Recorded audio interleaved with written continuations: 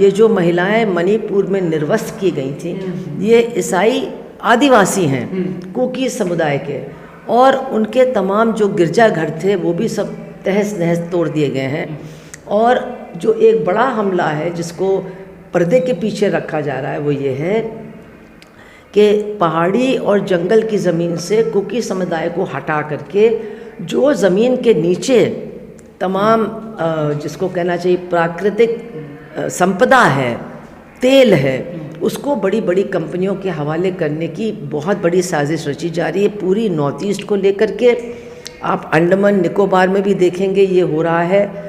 और जहाँ जहाँ आदिवासी हैं वहाँ पर चूँकि उन्होंने अपने जंगलों को बचा के रखा है उन जगहों को बचा के रखा है, तो आज उन पर हमला है क्योंकि ज़मीन के नीचे बहुत कुछ है। 2024 के जो चुनाव है वो हम सब के लिए बहुत ही महत्वपूर्ण है और उसके पहले कई राज्यों में भी चुनाव होने जा रहे हैं। लेकिन हमारा आज का ये जो कन्वेंशन है वो कोई चुनावी कन्वेंशन नहीं है। हम लोगों के सामने रखने की कोशिश कर रहे हैं कि बहुत सी चीज़ों को हम लोग अलग करके देखते हैं। भूख, बेरोज़गारी, हिंसा, बलात्कार, इन सब चीज़ों को अलग अलग करके देखते हैं और अलग अलग तरीके से हम इनका विरोध भी करते हैं।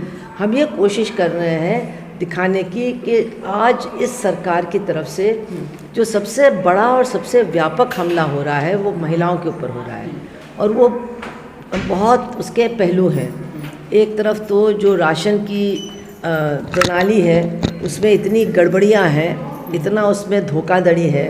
मैं अभी केरला से आ रही हूँ और वहाँ राशन की दुकानों पर सब कुछ उपलब्ध है और केवल बीपीएल वालों को नहीं, जो और भी लोग हैं जिनके पास राशन कार्ड है उनको भी राशन मिलता है। लेकिन आप जैसे जैसे उत्तर भारत की तरफ आएंगे तो आप देखेंगे कि राशन कार्ड को कैंसिल करना, जिनके पास कार्ड है उनको राशन न देना, और अब तो मुफ्त में राशन देने की बात हो रही है, लेकिन जो सस्ता राशन मिलता था वो ख़त्म कर दिया गया है। तो भूख की समस्या हमारे गरीब घरों की बहुत बड़ी समस्या बन गई है और भूख का असर महिलाओं और लड़कियों के ऊपर और भी ज़्यादा होता है हमारे सामाजिक पूरे परिदृश्य को देखते हुए। फिर बेरोज़गारी, अब इसमें यह दिखाया गया है कि किस तरह से जो मनरेगा का एक योजना थी जिससे औरतों को काम मिल जाता था ग्रामीण क्षेत्रों में, आज उसमें भी सरकार बजट की कटौती कर रही है। जिनका बकाया है वो उनका बकाया नहीं मिल रहा है और अब लोग काम मांग रहे हैं, उनको काम नहीं मिल रहा है। तो हर तरह से औरतों के ऊपर जो बोझ है वो बढ़ते ही चला जा रहा है। फिर जैसे कि हम सांप्रदायिकता की बात करते हैं, ईसाइयों के ऊपर, मुसलमानों के ऊपर जो हमले हो रहे हैं, लेकिन उनमें महिलाओं की क्या हालत होती है। किसी के घर पर बुलडोज़र चलता है तो उस घर की महिला पर क्या बीतता है। किसी का लड़का या बेटा या बाप मार डाला जाता है या जेल चला जाता है तो उस घर की महिलाओं का क्या होता है। तो वो भी हमने लोगों के सामने रखने की कोशिश की गई है। और ये जो नूह में अभी हुआ, एक महिला आई है जिसके एक बेटे को गोली लगी और एक बेटा जेल चला गया और उसके आसपास के घरों पर, बस्तियों पर बुलडोज़र चढ़ गया, वो बताने आई। लेकिन इसके साथ साथ जो ईसाई समुदाय है उस पर भी ज़बरदस्त हमला है। ये जो महिलाएं मणिपुर में निर्वस्त्र की गई थी, ये ईसाई आदिवासी हैं, कुकी समुदाय के, और उनके तमाम जो गिरजाघर थे वो भी सब तहस नहस तोड़ दिए गए हैं। और जो एक बड़ा हमला है जिसको पर्दे के पीछे रखा जा रहा है वो ये है कि पहाड़ी और जंगल की ज़मीन से कुकी समुदाय को हटा करके जो ज़मीन के नीचे तमाम जिसको कहना चाहिए प्राकृतिक संपदा है, तेल है, उसको बड़ी बड़ी कंपनियों के हवाले करने की बहुत बड़ी साजिश रची जा रही है। पूरी नॉर्थ ईस्ट को लेकर के आप अंडमान निकोबार में भी देखेंगे ये हो रहा है। और जहाँ जहाँ आदिवासी हैं वहाँ पर चूँकि उन्होंने अपने जंगलों को बचा के रखा है उन जगहों को बचा के रखा है, तो आज उन पर हमला है क्योंकि ज़मीन के नीचे बहुत कुछ है जो बड़ी कंपनियों को हमारी सरकार देना चाहती है। तो ये जो नफ़रत फैलाई जा रही है, ये जो नफ़रत की आंधी चलाई जा रही है, इसके पीछे आर्थिक कारण भी हैं। आर्थिक रूप से इस देश में मज़दूरों, किसानों के अधिकारों को समाप्त करके पूरी तरह से देश के संसाधन और संपदा को बड़े कॉर्पोरेट्स के हाथ में देने की जो बड़ी साजिश है, वो इस सांप्रदायिकता की आंधी के पीछे लागू की जा रही है, ये हमको समझना चाहिए। और ये इसलिए कि जो बहुसंख्यक हैं हम लोग समझते हैं हमला तो उन पर हो रहा है, हमसे कोई मतलब नहीं, लेकिन हमला सब पर हो रहा है, वो भी हमारे देश के नागरिक हैं। और साथ साथ उनके ऊपर ये जो हमला है उसकी आंधी में हमारे से सब कुछ छीना जा रहा है, नौकरी, रेलवे, हवाई अड्डे और जो ज़मीन के नीचे संसाधन है, सब कुछ हमसे छीना जा रहा है। ये हमको बहुत अच्छी तरह से समझने और जानने की ज़रूरत है।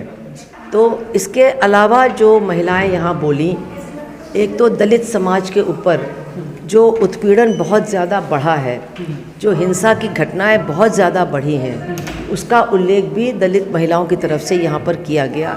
और उन्होंने कहा कि हम महसूस कर रहे हैं कि पिछले 9 साल में हमारी जो बेइज्जती हो रही है, हमारा जो अपमान हो रहा है, वो कहीं ज़्यादा बढ़ गया है।